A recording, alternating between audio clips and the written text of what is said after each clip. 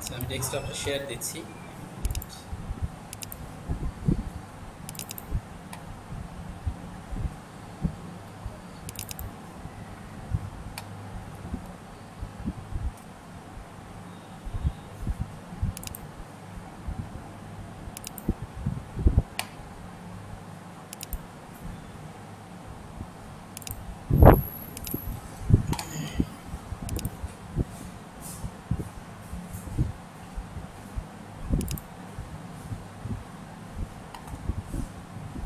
ওকে, fine. আশা করি আমার desktop দেখা যাচ্ছে। হ্যাঁ, আচ্ছা, আমরা যেটা করেছিলাম এর আগের দিন ক্লাসে, যে মূলত ট্যাগগুলো আমরা প্রায় শেষ করেই দিয়েছিলাম আর কি। হ্যাঁ, তারপরও টেবিলের ছোট্ট একটু কাজ আজকে দেখাবো, তারপর আমরা সিএসএস এ চলে যাবো আর কি। হ্যাঁ, ট্যাগের বিষয়ে আমি সামান্য একটু রিভিউ দিব, তারপর আমরা সিএসএস এ যাব। তার আগে আমরা একটু টেবিলের ছোট্ট দুইটা কাজ আমরা করব। ওকে, ফাইন। সো আমরা একটা জিনিস একটু খেয়াল করে দেখেন, এখানে আউটপুটটা যদি দেখি টেবিলে, এই যে এরকম আউটপুট। আমি টেবিলটাকে একদম উপরে নিয়ে যাই, সবার উপরে দেখতে সুবিধা হবে।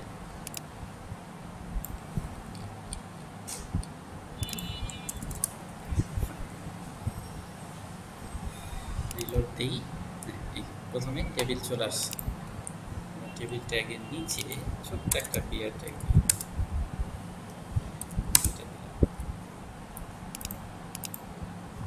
আচ্ছা, দেখেন এই যে আমরা টেবিলটা তৈরি করলাম কি। হ্যাঁ, এখন এই টেবিলে এই যে আমরা এমএস ওয়ার্ডে আমি একটু আগে দেখাতে চাই।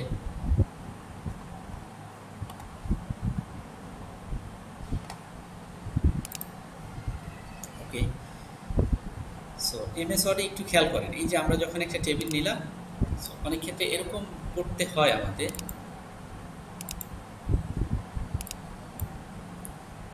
এরকম করতে হয়, আমি দুইটা একটু বাদ দিয়ে দিই।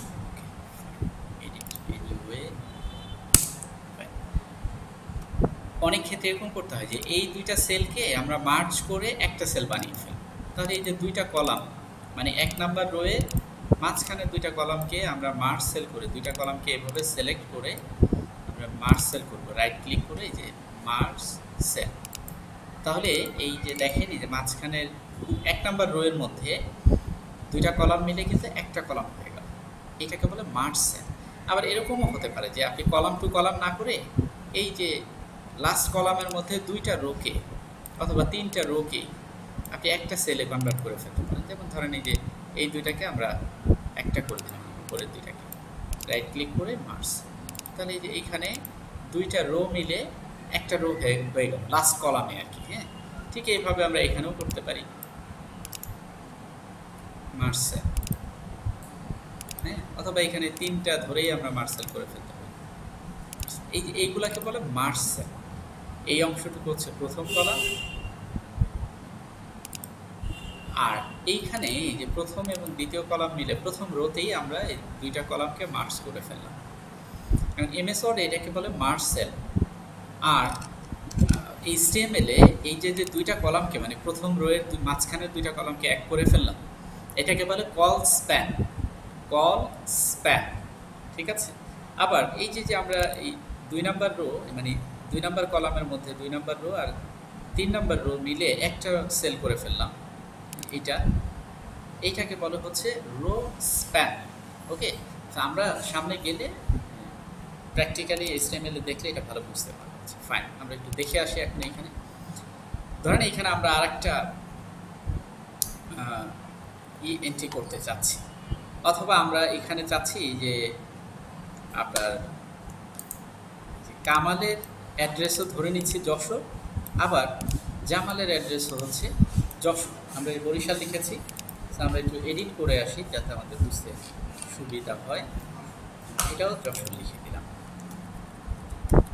ফাইন, এই যে আমরা এখন রিলোড দিলে দেখবেন যে কামালের অ্যাড্রেসও যশোর আর জামালের অ্যাড্রেসও যশোর। এখন এই দুইবার যশোর না লিখে আমরা এই দুইটা ঘরকে মার্চ করে ফেলতে পারি এবং একবার যশোর লিখতে পারি। তাহলে বোঝা যাবে যে এই দুইজনের বাড়ি যশোর। তো সেই ক্ষেত্রে যে কামাল এটা আছে প্রথম রোতে আর জামাল আছে দ্বিতীয় রোতে, তাহলে এই 3 নাম্বার কলামে এসে জামাল এবং কামালের যে অ্যাড্রেস,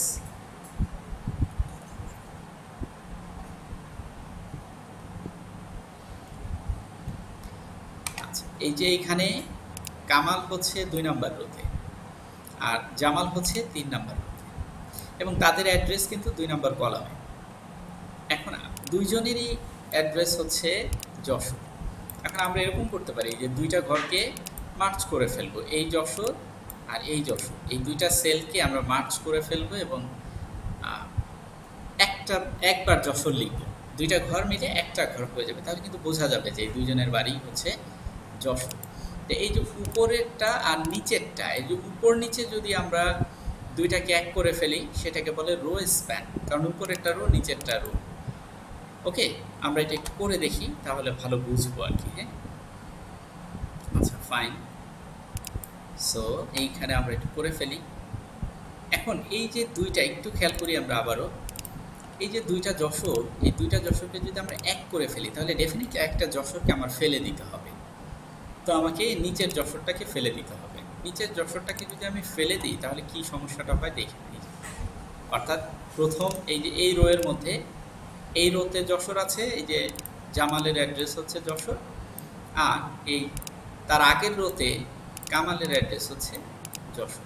সবসময় এই নিচেরটাকে আমরা ফেলে দিব, এই যে জামালের যশোর অ্যাড্রেসটাকে আমরা ফেলে দিলাম।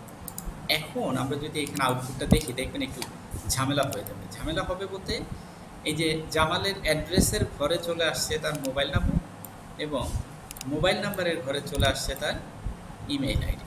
মানে ওই যে মাঝখানে একটা সরিয়ে দিলে মানে বাকিটা এসে এখানে মানে করবে, বিষয়টা এরকম। ধরেন আপনার একসাথে অনেকগুলো বিষয়কে আপনি খুব চাপ দিয়ে প্রেশার দিয়ে রেখে দিয়েছেন, এখন মাঝখান থেকে যদি একটাকে সরিয়ে ফেলেন তাহলে ওই প্রেশারের কারণে বাকিগুলো এই সাইডে চলে আসবে না, তার পাশে চলে আসবে, ঠিক ওই রকমই আর কি। হ্যাঁ, এটাকে আমরা ফিক্স করার জন্য আমরা বলে দিব তার আগের কলামের যে যশোরটা আছে, এই যে কামালের যে যশোর অ্যাড্রেসটা আছে, এই অ্যাড্রেসের এই টিডির ভিতরে, টিডির নামের পরে এইখানে আমরা একটা অ্যাট্রিবিউট নেব। আমরা জানি যে ট্যাগের নামের পরে আমরা যেটা নেই সেটার নাম হচ্ছে অ্যাট্রিবিউট। এইখানে আমরা অ্যাট্রিবিউট নেব রো স্প্যান, কারণ এই যে এই রো এর ভিতরে এই কলামটা আর এই রো এর মধ্যে এই যে কলামটা মুছে দিয়েছি, দুইটা মিলে একটা হবে, সেল হবে। যেহেতু এই রো এবং নিচের রো এর সাথে সম্পর্ক হচ্ছে তাই এটা হবে রো স্প্যান। আর যদি একই রো এর মধ্যে হতো তাহলে দিতাম কল স্প্যান, কিন্তু এটা একই রো এর মধ্যে না। উপরের রোয়ে আছে কামালের অ্যাড্রেস যশোর এবং নিচের রোয়ে জামালের অ্যাড্রেস যশোরকে কেটে দিলাম আমরা এবং এই কামালেরটাকে এই জামালের এখানে অ্যাসাইন করব। এই কারণে এটাকে আমাদের এখানে দিতে হবে রো স্প্যান। তাহলে ROWSPAN রো স্প্যান, এই যে অ্যাট্রিবিউট দিলাম, এখন আমাদের এখানে একটা ভ্যালু দিতে হবে। আমরা জানি যে অ্যাট্রিবিউট দিলে ইকুয়াল দিয়ে ডাবল কোটেশনের মধ্যে একটা ভ্যালু দিতে হবে। এখন আমরা কয়টা এই যে রোকে, এইটা মানে এই রোটা আর এই রোটা, এই দুইটা রো মিলে একটা রো বানাই ফেলবো, সেল। মানে এই রোয়ের এই সেলের সাথে কনভার্ট করে দিব বা মার্জ করে ফেলবো হচ্ছে এই নিচের রোয়ের যেটা আমরা ডিলিট করে ফেললাম সেইটা। এই কারণে এখানে 2 লিখে দিব, মানে ও দুইটা সেলের সমান একা জায়গা দখল করবে। ঠিক আছে, এখন যদি আমরা এখানে রিফ্রেশ করি তাহলে দেখবেন যে দুইটা রোয়ের সমান মানে দুইটা সেলের সমান সে একাই জায়গা দখল করেছে এবং এখানে একটাই যশোর আছে।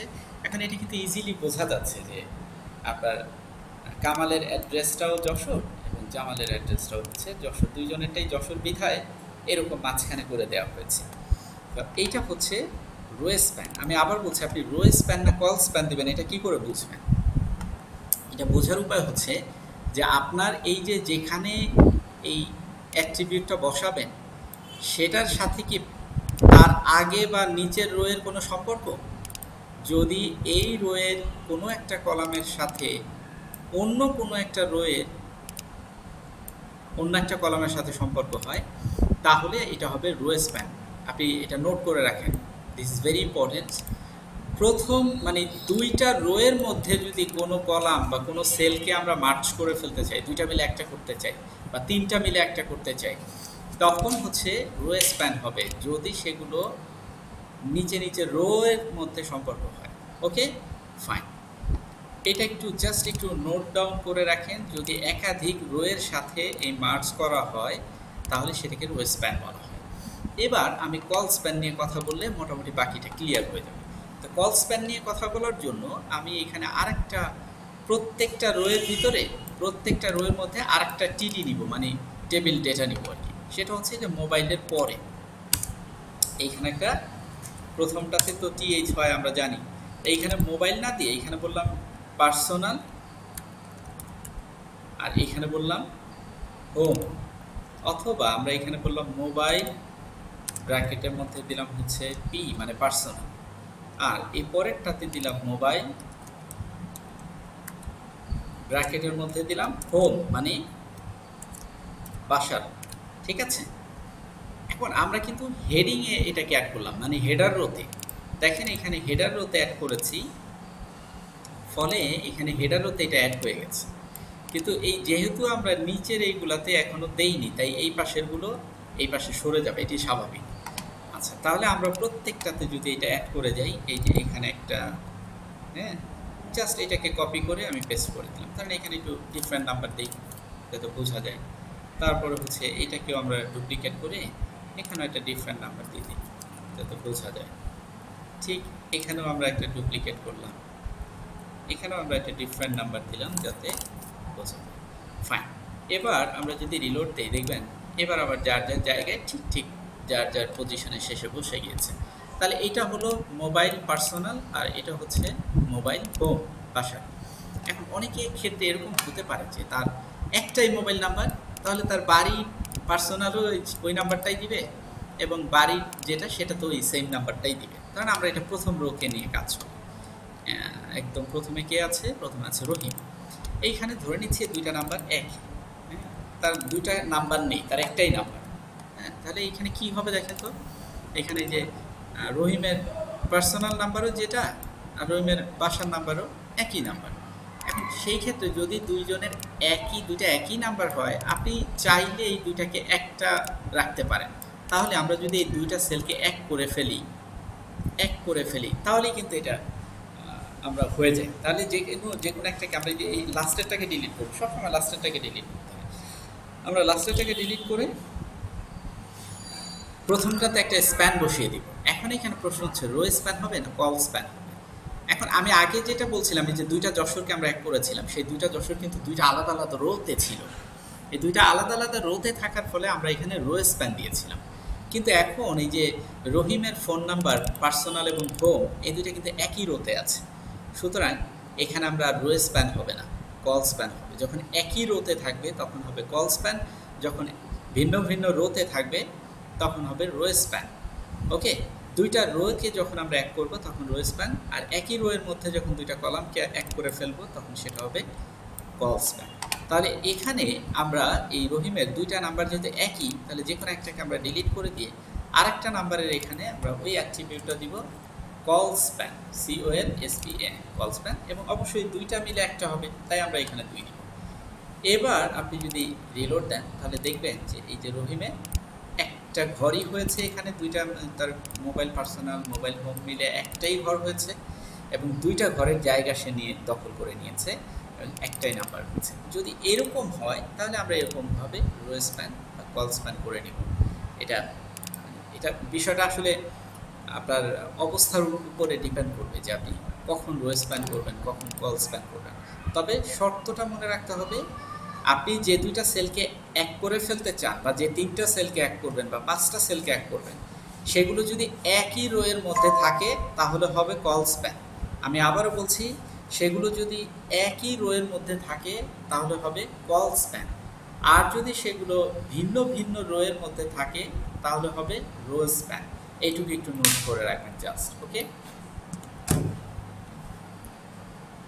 Okay fine. এইটাই ছিল মোটামুটি টেবিলের খুব ইম্পর্টেন্ট এবং এটা খুব মোটামুটি অ্যাডভান্স লেভেলের আর কি। হ্যাঁ, আচ্ছা ফাইন। এবার আমরা চলে যাব হচ্ছে আপনার এই HTML নিয়ে এতদিন আমরা যে কাজগুলো করলাম সেই কাজগুলোর একটা ওভারভিউ আমরা দিব। সো আমি তাহলে একটু ডেস্কটপে চলে যাই এবং এইখানে এটার মধ্যে আমি একটা নতুন করে লিখি HTML। ফাইন, এখন এখানে একটু খেয়াল করেন, প্রথমে আমরা দিলাম হচ্ছে HTML এটাকে মূলত বলা হয় ট্যাগ। HTML ট্যাগকে একদিক থেকে দুই ভাগে ভাগ করা হয়েছে। হ্যাঁ, দুই প্রকারের ট্যাগ আছে। একটা হচ্ছে ব্লক ট্যাগ,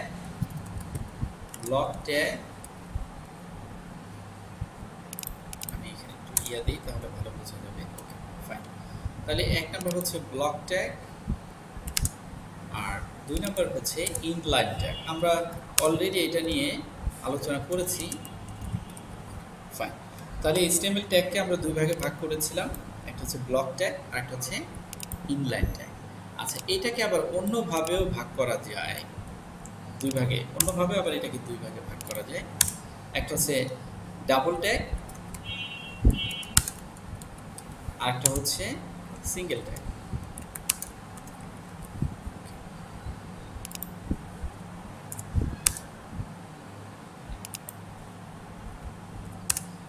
আমরা সেশন শেষে আমরা প্রশ্ন নিব, আপনারা নোট ডাউন করে রাখবেন।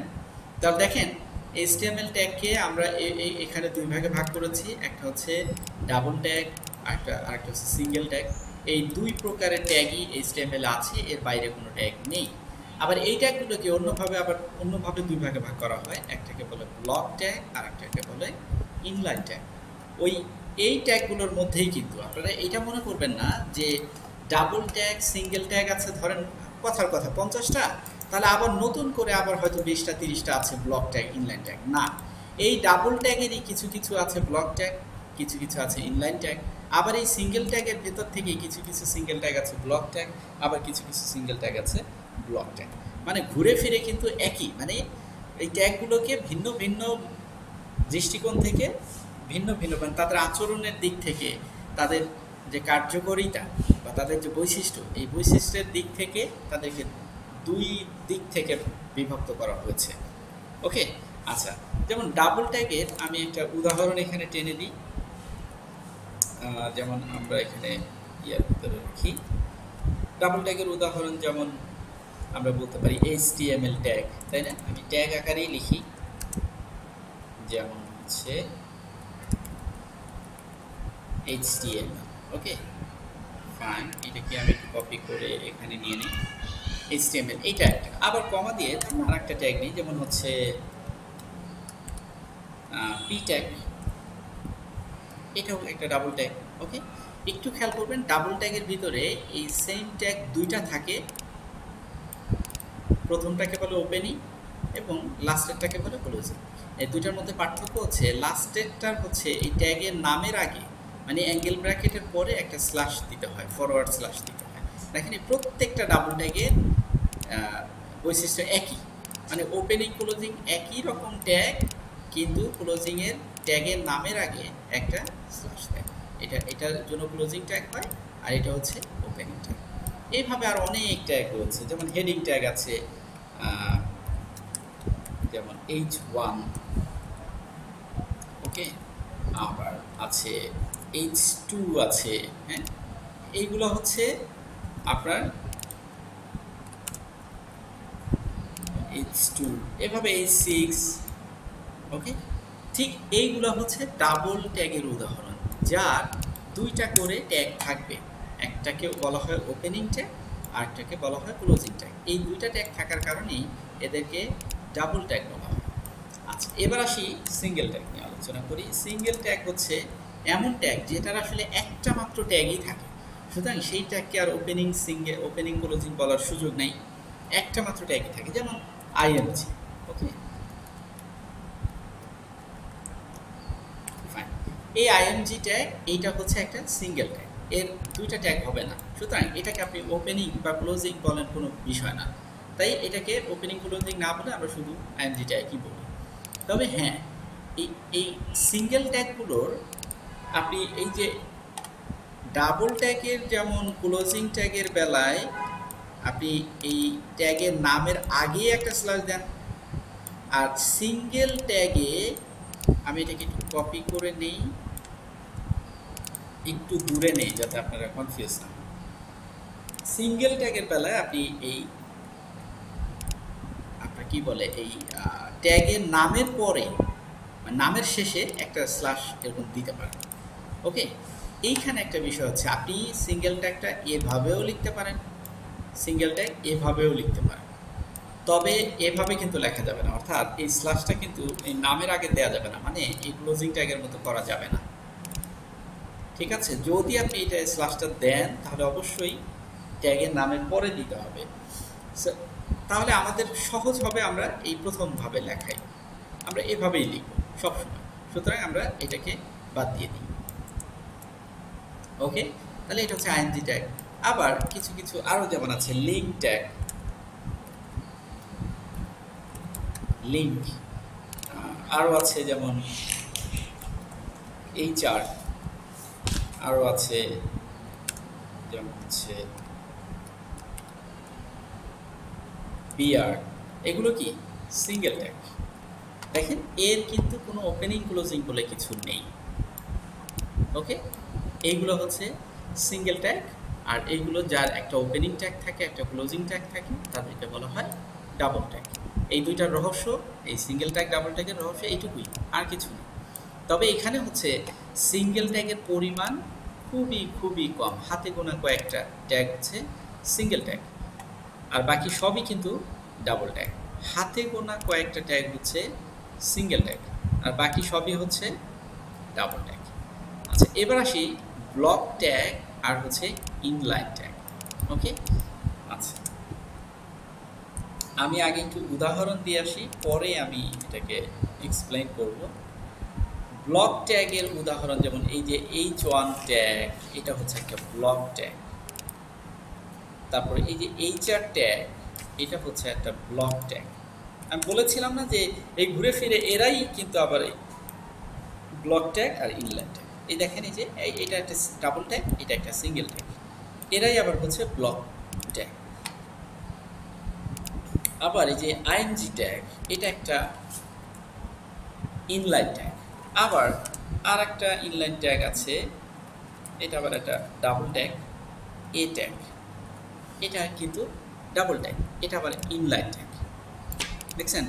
সো ব্লক ট্যাগ কিন্তু এই ডাবল ট্যাগও হতে পারে, আবার সিঙ্গেল ট্যাগও ব্লক ট্যাগ হতে পারে।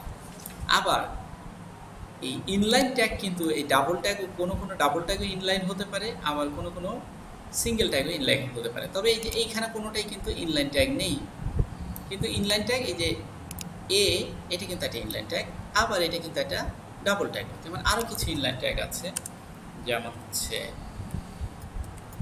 Button, BUTT button.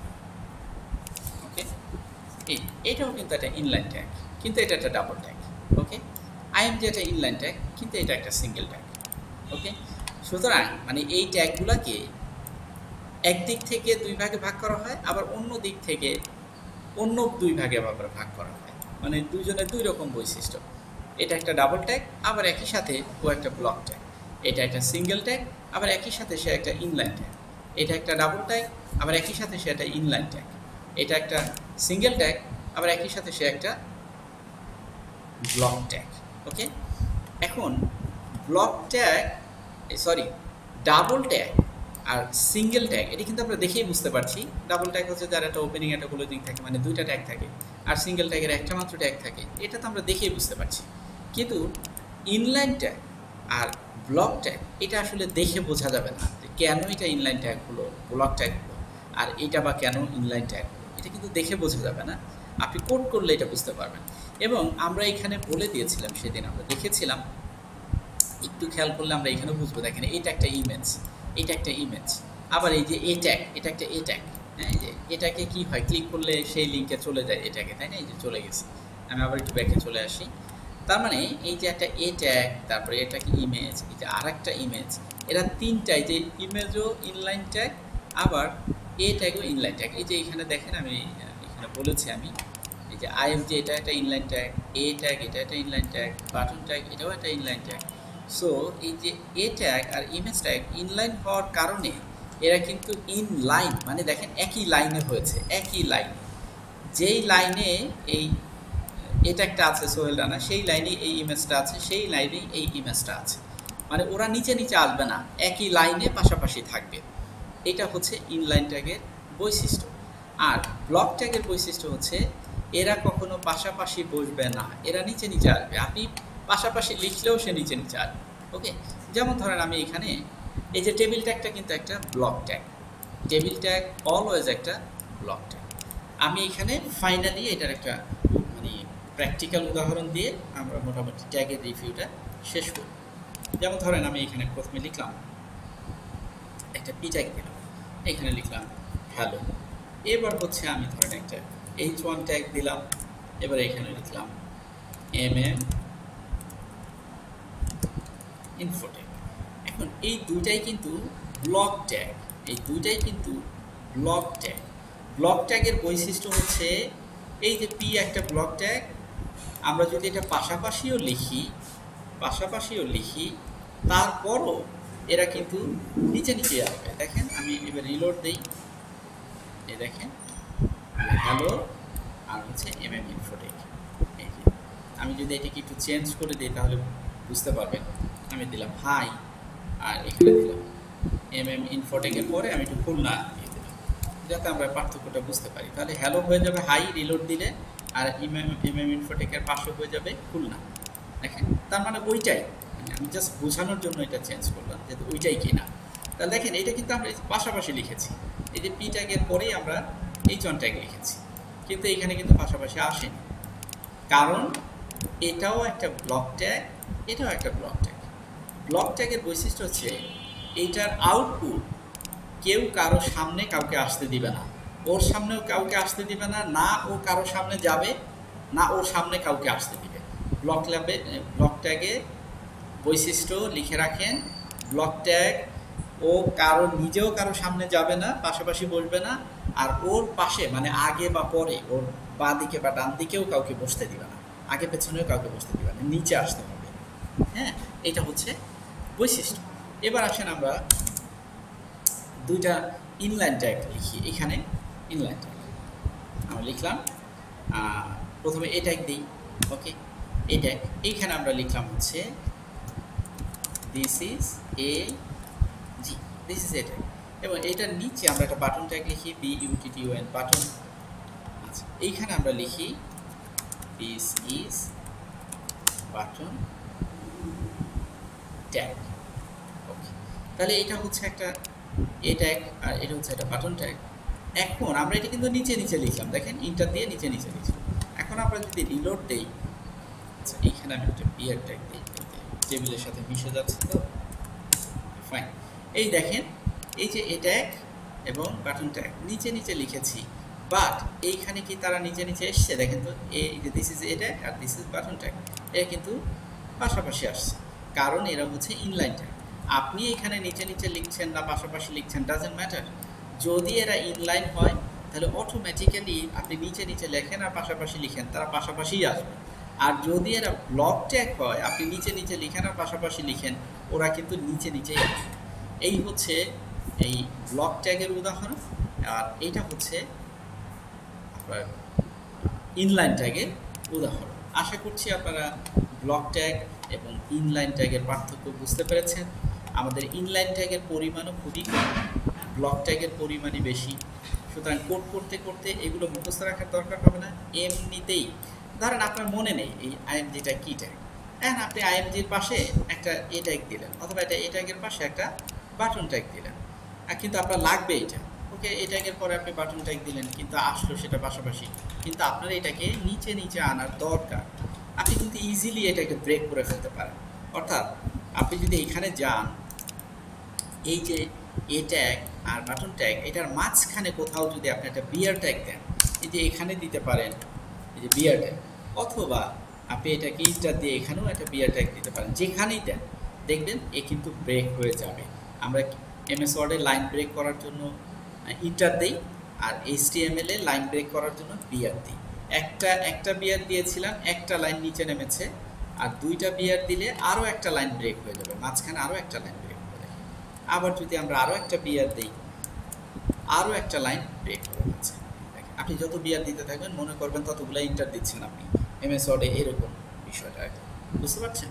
সো আমরা মোটামুটি তাহলে বুঝলাম যে আমরা এই ইনলাইন ট্যাগ কী জিনিস, ব্লক ট্যাগ কী জিনিস, ডাবল ট্যাগ কী এবং সিঙ্গেল ট্যাগ কী।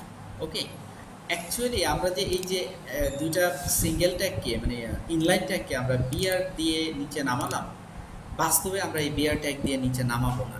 এগুলো আমরা হচ্ছে এই সিএসএস এর মাধ্যমে আমরা কোনো একটা ইনলাইন ট্যাগকে ব্লক ট্যাগে কনভার্ট করে ফেলতে পারি, এবং কোনো একটা ব্লক ট্যাগকে আমরা ইনলাইন ট্যাগে কনভার্ট করে ফেলতে পারি। আমরা সেটা অবশ্যই সিএসএস দিয়েই করব, এই বিআর ট্যাগ দিয়ে আমরা কখনো করব না আর কি।